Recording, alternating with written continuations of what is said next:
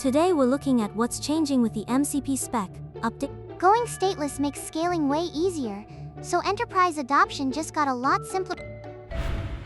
Wait, the MCP spec had a major change on July 28th? Ugh, does that mean I have to rewrite my config file again? Shari, you don't need to rewrite anything. Wait, really? I heard spec change and just assumed. mcp.json stays exactly as it is. The SDK keeps backward compatibility. If you're just using Claude Desktop or Cursor normally, nothing changes for you. So what does change then? The internal communication model changed a lot. Going stateless is the headline. GitHub already had support ready 5 days before the official release. 5 days before? So that's before the spec even came out. Right, they got ahead of it. But if you're running your own MCP server implementation, this could affect you. So today we'll look at what actually changed and what it makes easier. Let's talk about going stateless. Until now, MCP required an initial handshake called initialize. Every time a client connected to a server, a session ID got issued. That's kind of like HTTP session management, right? Right? And in the new spec, all of that goes away. Both initialize and the MCP session ID header are dropped. But without session management, doesn't the server lose track of who it's talking to? That's the key part. Now every request carries the info it needs in a meta field. Since each request is self-contained, any server that receives it can just process it. Ah, that's why it scales so much more easily. You can just put it behind a regular load balancer. No need for a shared session store in Redis anymore. But what about a flow that needs extra input midway through? Wouldn't that be a problem if it lands on a different server? When extra input is needed, the server returns an input required result. That result encodes the current state, and the client echoes it back when it resends. So even if a different instance picks it up, it can restore the state and continue. So the state leaves on the client side? That's clever. Also, the tool definition schema got stronger. It now fully supports JSON schema 2020-12. You can write one of, all of conditional expressions, so way more complex parameter validation is possible now. Let's look at exactly what GitHub did to align with this spec change. 3 big things. First, they ripped out Redis sessions. That connects to what you mentioned earlier, about not needing session management anymore. Right, before, every initialize wrote to the DB, and every request read from it. Now that's all gone. So responses got lighter. Does anything actually change for the end user? Nothing visible. It's just faster under the hood. Second, they avoided deep packet inspection. Packet inspection is peeking inside the traffic content, right? What was it used for? Logging and secret scanning. They used to read the request values every single time. In the new spec, MCP-method and MCP-name always arrive as HTTP headers. So routing and filtering can happen without ever opening the payload. So it's one less layer of processing. Third, they rebuilt the elicitation implementation. This one's about the STDO version of the server. There's a flow where you log into GitHub through the browser. Now each step became its own independent HTTP request. But there are still both old and new clients out there.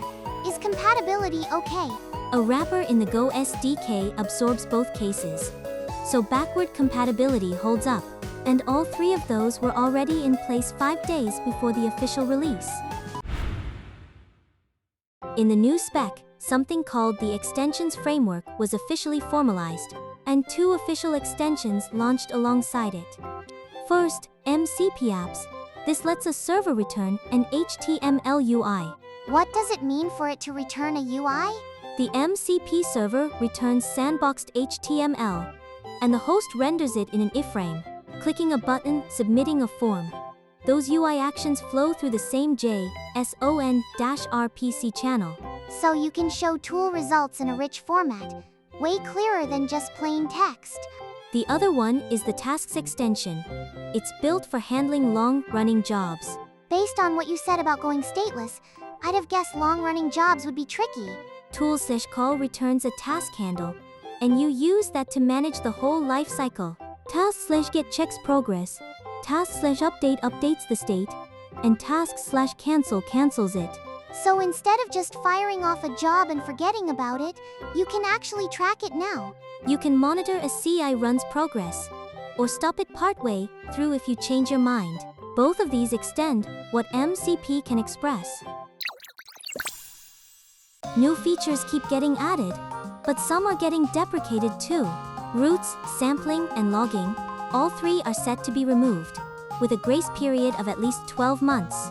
What was roots even used for? It was a way for the server to tell the client which directories it could access.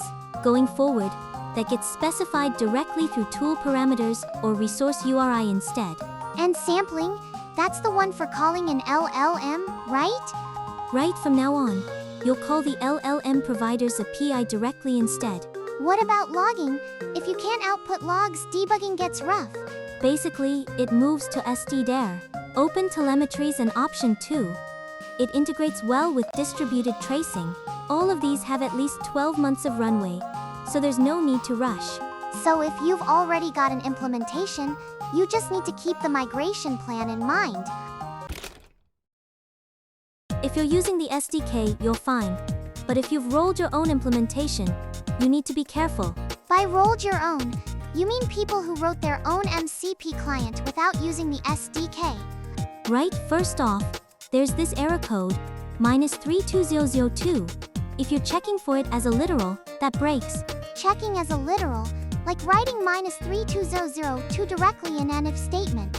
Exactly. The error code system changed in the new spec, so that check stops working as intended. There's one more thing.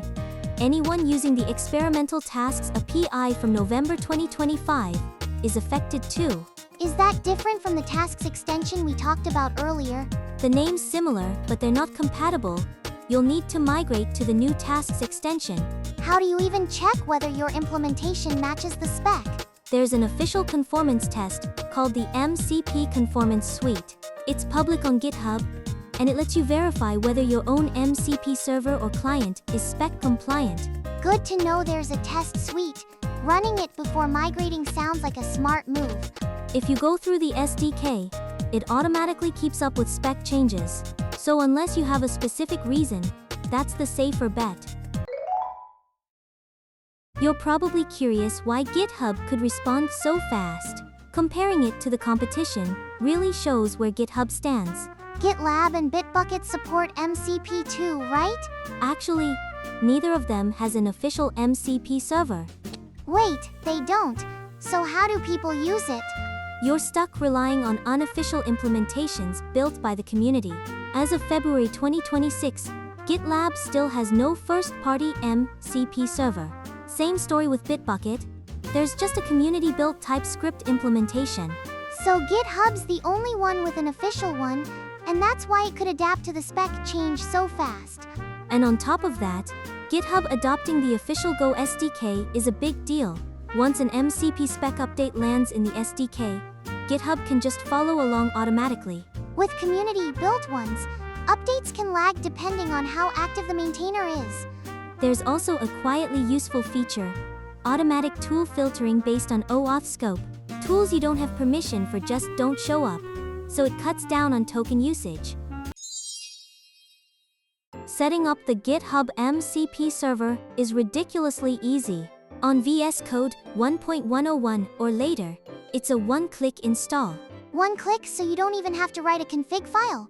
Right? It's like installing an extension. Just click and you're done. Claude Desktop, Cursor, and Windsurf all support it the same way. What about auth? Making a PAT is always such a hassle. That's the thing. OAuth is the default, so you don't even need to create a PAT.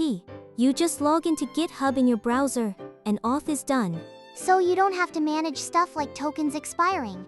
There's auto-refresh built in too, so it just renews itself when the expiration comes up. Does it work the same way with JetBrains or Xcode? Visual Studio, JetBrains, Xcode, even Eclipse, all first-party supported. That conformance suite from earlier. GitHub's recommending an interesting way to use it. Isn't it just for running as a normal test suite? Actually, you feed it to Copilot. You put the conformance suite into the context and have it validate your own MCP implementation. So you're getting the LLM to check spec compliance. Yeah, and it's even better if you also feed it the draft spec and the Tier 1 SDK implementation. Spec, reference implementation, and tests. All three go into the context. That could catch a lot of implementation gaps. If you're building your own MCP server, it's a solid quality assurance workflow. It's all public on GitHub, so you can try it right away.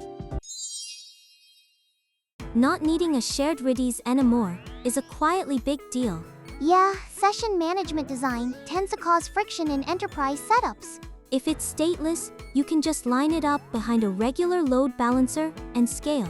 I think that lowers the bar for adopting MCP in large organizations quite a bit. How did GitHub manage to support this before the official release? They adopted the official SDK and kept tracking where the spec was heading. If you're just using it normally, the SDK absorbs all of that, so you don't have to think about it. And if you've built a custom implementation, you get 12 months to plan the migration. It sounds like MCP is turning into a foundation that works for enterprise too. Yeah, it feels like the protocol is maturing. I'll keep following what's happening around MCP, so look forward to it.